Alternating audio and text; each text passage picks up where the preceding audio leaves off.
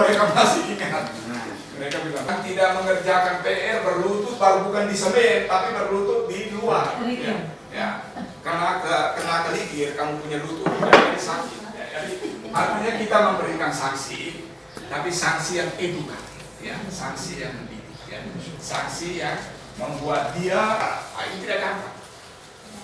Jadi kalau kita berbicara tentang kemampuan berbicara untuk setiap guru itu pasti beda. Ada pertama itu rasanya kering, ya.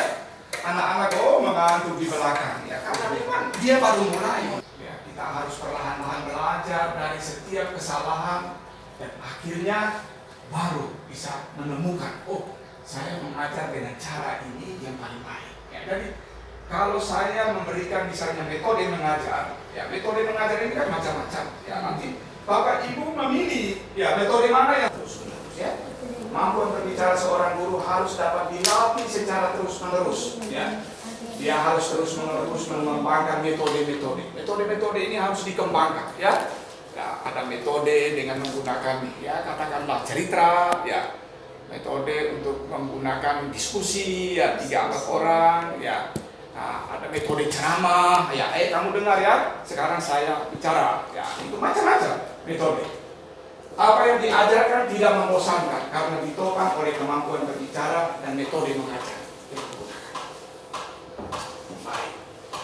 Nah, ini yang paling sulit, ya. Sabar dan telaten menghadapi murid. Ya. Bapak Ibu guru menghadapi murid zaman sekarang beda. Betul Pak?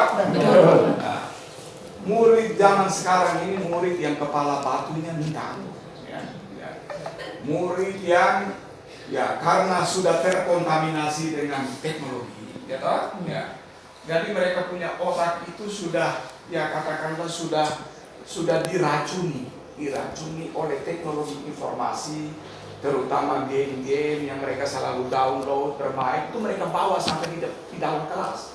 Nah, sehingga ketika Bapak Ibu guru memberikan penjelasan, dia bermain di belakang. Nah, sekarang yang menjadi pertanyaan, Bapak Ibu guru sabar atau tidak menghadapi amanah? Pasti tidak sabar, ya. Bapak guru biasanya cepat naik darah, ya. Atau masih cepat naik darah atau tidak? Ya.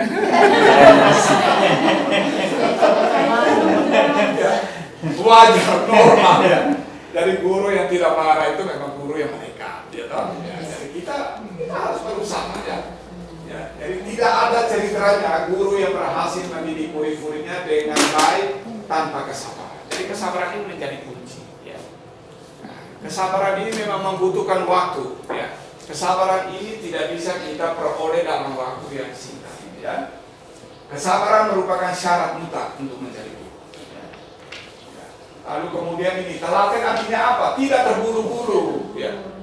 Mengajar itu jangan terburu-buru karena bilang mau mengejar target kurikulum ini harus selesai dari ini buku halaman ini sampai halaman ini harus selesai. Ya, kalau tidak selesai itu bukan urusan saya, ya. Nah, kalau guru sudah berprinsip seperti begitu maka hasilnya tidak ada. Ya. Karena apa? Kita memang mengejar target kurikulum, tetapi target kurikulum itu tidak akan ada artinya kalau siswa yang kita ajarkan itu dia tidak mengerti. Ya toh? Untuk apa? Mengajar buku yang tebal begini habis, gurunya bangga saya sudah selesaikan, tapi tanya murid-murid tidak mengerti. Ya, jadi ini menjadi hal yang perlu mendapatkan perhatian. Ya. Tanggung jawab seorang guru tidak hanya terbatas sampai dia selesai mengajar, namun sampai semua murid yang diajarnya mengerti dan memahami apa yang dia ajarkan. Nah, itu adalah menjadi kunci daripada poin ini. Ya. Berikutnya, guru harus memiliki kedisiplinan yang tinggi. Ya. Disiplin ini merupakan faktor penting pembentuk karakter para murid. Ya. Profesionalisme seorang guru bisa diukur dari tingkat kedisiplinnya. Kepala sekolahnya adalah kepala sekolah internasional. Dari bahasa pengantarnya bahasa Inggris. Ya. Dari kami di sana, saya juga walaupun kepala sekolah tapi saya harus mengajar. Ya. Kami di sana mengajar itu kalau 5 menit sebelum guru itu keluar dari itu, kami sudah harus berdiri di depan itu yang menggantikan dia. Jadi tidak ada celah untuk anak-anak itu mereka mau bermain. Tidak ada. Ya. Jadi begitu guru itu keluar, kami sudah masuk. Ya. Begitu keluar, kami sudah masuk. Itu yang memang kami lakukan. Saya bilang pantas, memang sekolah-sekolah di sana itu mutunya tinggi karena disiplinnya bagus. Ya. Nah, pernah ada guru, ada murid yang komplain pada saya, Pak, ini ada Pak guru ini mengajar kami, dia hanya baca ikut buku saja. Nah, itu murid protes, ya. Dia hanya baca ikut buku saja. Itu kami tidak setuju, Pak. Ya. Kalau hanya sekedar baca ikut buku, kami sudah baca. Ya. Ya. Kami ingin supaya guru itu dia berdiskusi dengan kami, membuka ruang untuk kami supaya kami bertanya apa yang kami tidak tahu. Hari ini kita bertanya di wilayah jangan tanya. Guru mengajar kau harus diam di belakang dan dengar. Nah, ternyata ada murid yang tidak suka. Tidak suka. Ya. Itu murid di kota-kota besar itu seperti itu. Kalau kita di kampung kalau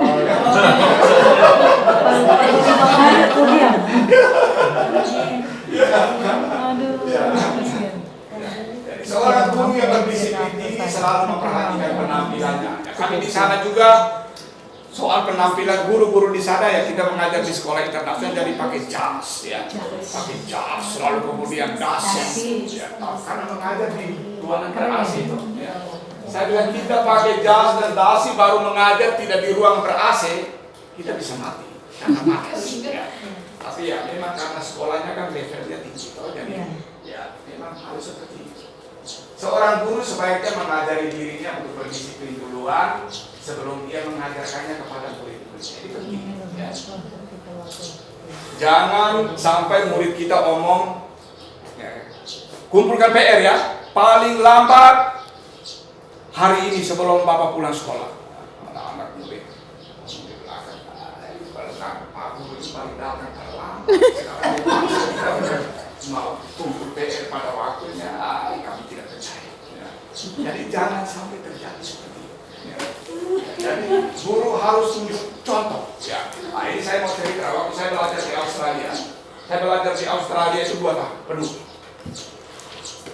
Kami di sana punya hubungan baik dengan dosen-dosen. Dosen-dosen orang bule ini kadang-kadang kita senang begitu. Jadi di luar itu kita sebagai teman, tetapi di kelas dia benar-benar tidak ada toleransi. Jadi pernah satu kali kami diundang untuk pergi makan di rumahnya waktu weekend.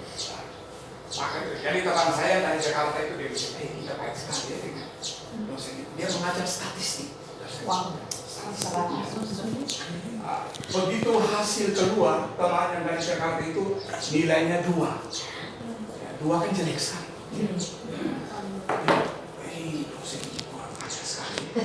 Ya, wibawa itu menjadi kunci utama sekolah.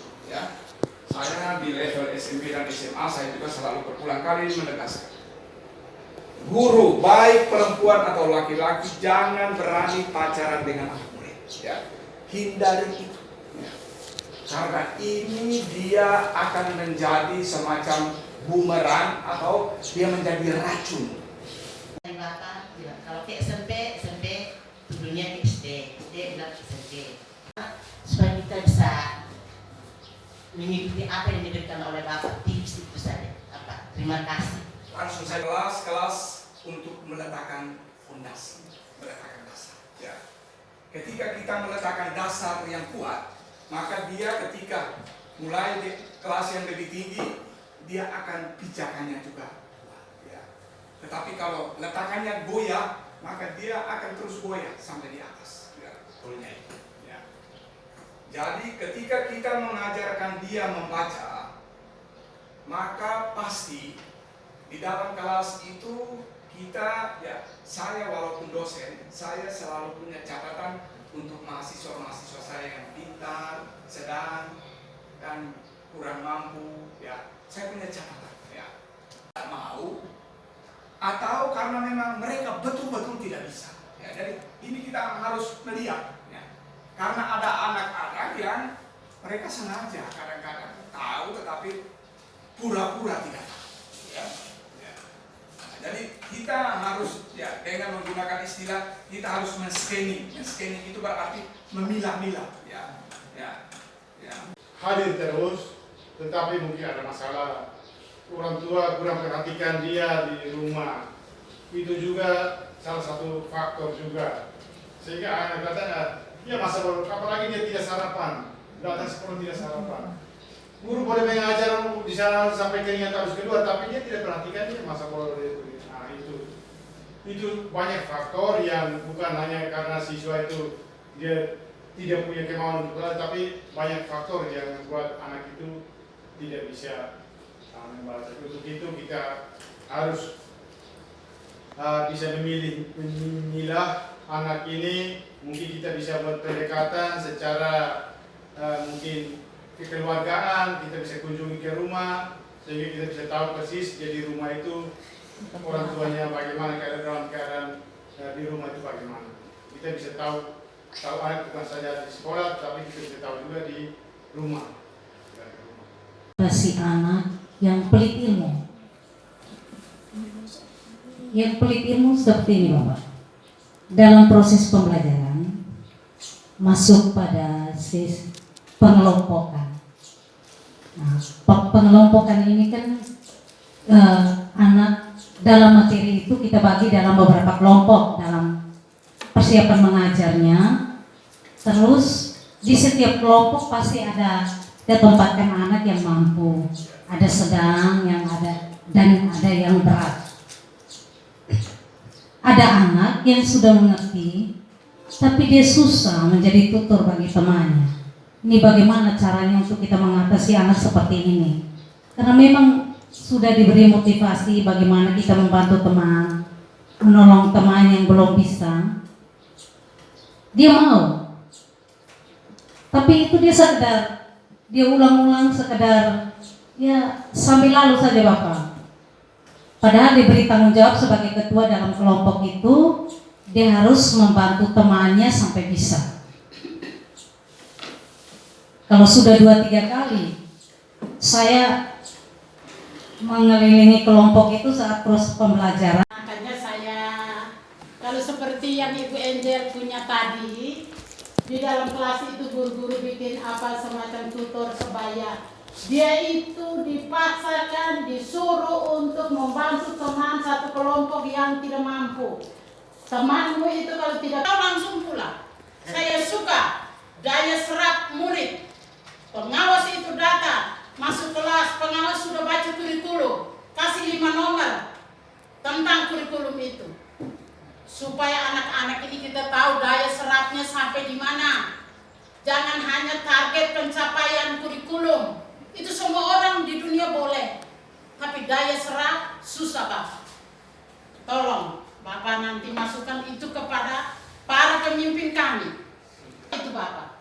Anak tulis suruh bagus atau tidak?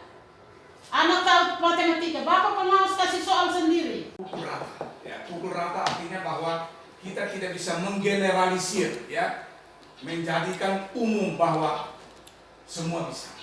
Ya, semua bisa menjadi ketua, semua bisa menjadi pemimpin. Ya, belum bisa. Ya, jadi memang setiap anak di dalam kelas itu bakat dan kemampuan itu pasti berbeda-beda. Ya.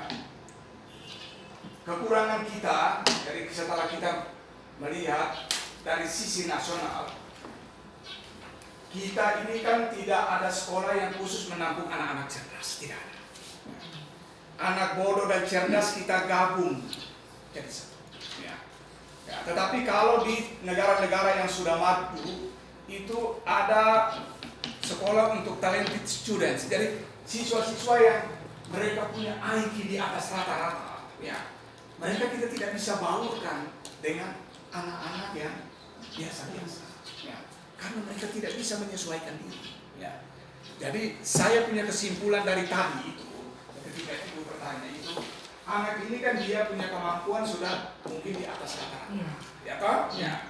Nah, sementara teman-temannya yang lain itu masih rata-rata, pas-pasan. Ya. Dan bagaimana supaya pekerjaan ini bisa jalan, ya, bagaimana supaya tugas ini bisa diselesaikan, ya. Jadi dia harus diberikan perhatian khusus dalam arti bahwa kesempatan untuk bisa menjadi ketua misalnya, ya, harus dibatasi, ya. Jadi kasihlah kepada mereka yang mungkin kemampuannya pas-pasan, ya. Karena ketika dia terus-menerus diberi sebagai pimpinan, sebagai ketua, sebagai anak dia besar kepala, ya. Ibu guru ini mempercayai saya. Jadi ada sedikit kesombongan, ya, tanda kutip, ya, di dalam dirinya yang memperbesar keegoismeannya, ya, egonya. Nah, egonya kan dia menjadi semakin besar, ya. Merasa seolah-olah bahwa kamu yang lain itu tidak ada guna, saya yang paling penting, ya. Jangan sampai itu terjadi, ya. Karena itu penugasan, ya, dalam kaitan dengan hal-hal diskusi kelompok, tugas-tugas kelompok harus benar-benar selektif, ya. Selektif dalam arti bahwa, ya, jangan sampai, ya, kelompok itu justru membawa kerugian bagi perkembangan anak didik itu, ya. Jadi itu menjadi perhatian, ya. Jadi kalau Bapak Ibu menemukan anak-anak seperti itu, ya, maka anak-anak ini perlu dicatat bahwa dia ini dari sisi akademik, tidak ada masalah, ya. Dari sisi misalnya hubungan sosial juga dia tingkat kepercayaan dirinya tinggi, ya. Dari sisi komunikasi juga dia tidak ada masalah. Jangan biarkan dia untuk bertumbuh terlalu subur begitu, ya. Nah, itu saya menggunakan kata, ya. Sementara yang lain ini dia menjadi merana, ya. Dia harus menyesuaikan supaya pupuknya, kesuburannya itu dialirkan juga kepada teman-temannya. Ya. Nah, cara pendekatannya itu tergantung dari bagaimana Bapak Ibu memberikan pendekatan, ya, mengadakan supaya Bapak tidak tahu bahwa hari ini saya mengajar apa di kelas saya. Bapak harus periksa batasan saya. Hari ini 5 roster. Saya omong apa? Bukunya halaman berapa? Terlaksana atau tidak? Kalau tidak terlaksana supaya besoknya saya ulang lagi. Ini harus supaya sekolah kita bagus. Yang kedua, seperti guru agama, guru bidang studi. Dia hari ini kalau tidak masuk, tidak ikuti, kepala sekolah tidak ikuti, guru kelas tidak bertindak sebagai kepala sekolah dalam kelas itu. Guru bidang studi itu bisa bebas 1 bulan tidak mengajar Bapak. Saya tahu. Ini tolong. Padahal semua orang itu pintar. Tapi bagaimana caranya memindahkan kepintaran itu ke orang lain ini? Banyak guru tidak tahu Bapak. Makanya sulitnya di sini. Guru biar pintar. Untuk setiap guru, ya. Bagaimana caranya supaya membuat siswa itu pintar? Kita kan tujuannya satu, yaitu kita ingin membuat supaya siswa ini berubah. Tujuan pendidikan itu kan satu, membawa perubahan sikap, ya. Itu saja. Kita belajar di perguruan tinggi juga sama, ya. Saya juga sama, saya mahasiswa saya beda dengan dosen-dosen yang lain. Saya punya daftar hadir di sana, ya. Mahasiswa yang datangnya hanya mau menjelang ujian, saya tidak toleransi untuk dia ikut ujian, ya. Karena kamu tidak menghargai proses, ya.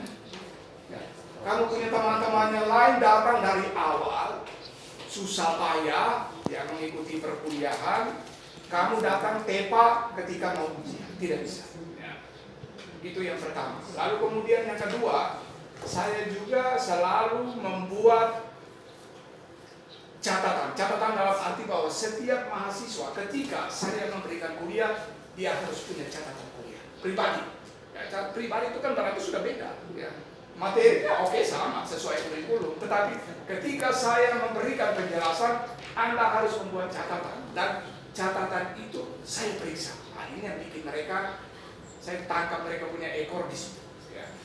Karena ternyata catatan itu mereka copy paste dari teman-teman. Saya kasih nilai tidak bisa. Ya. Kamu harus mencatat sendiri dari apa yang saya sampaikan. Ya.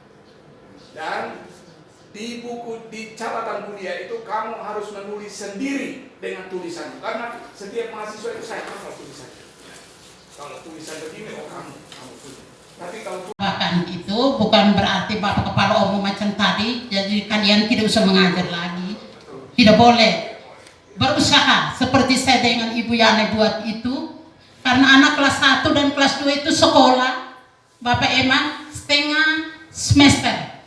Seperti Ibu Erna bilang tadi. Dia naik kelas 2 tidak sekolah.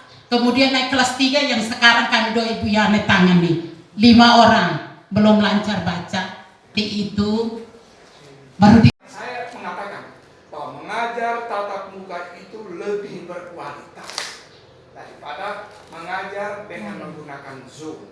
Ya, karena itu Bapak Ibu guru manfaatkan kesempatan yang sudah mulai berubah ini, dalam arti bahwa sekarang ini kan kita tidak terlalu seketat dulu lagi, ya. Tidak wajib harus pakai masker terus, ya.